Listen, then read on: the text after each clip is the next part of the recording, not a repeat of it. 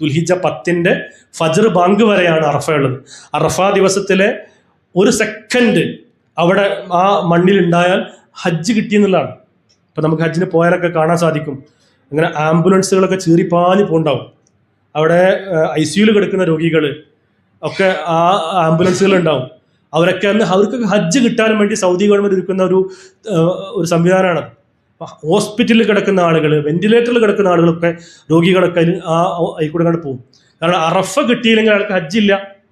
അപ്പം നമ്മൾ ബാക്കി എല്ലാത്തിനും ഫിദിയ കൊടുത്താൽ മതി. ഒരാൾക്ക് മിന കിട്ടിയില്ല, മുസ്തലിഫ കിട്ടിയില്ല, എറിയാൻസ് കഴിഞ്ഞില്ല, അതിനൊക്കെ ഫിദിയ കൊടുത്താൽ മതി, പ്രായശ്ചിത്തം ചെയ്താൽ മതി. പക്ഷെ അറഫ കിട്ടിയില്ലെങ്കിലോ, അറഫയുടെ മണ്ണിൽ ദുൽഹിജ്ജ 9 മധ്യാഹ്നം മുതൽ ദുൽഹിജ്ജ 10 ഫജ്ർ ബാങ്ക് വരെയുള്ള സമയത്ത് ഏതെങ്കിലും ഒരു സമയത്ത് അറഫയിൽ നമ്മൾ എത്തിയിട്ടില്ലെങ്കിൽ നമുക്ക് ഹജ്ജ് ഉണ്ടാവില്ല.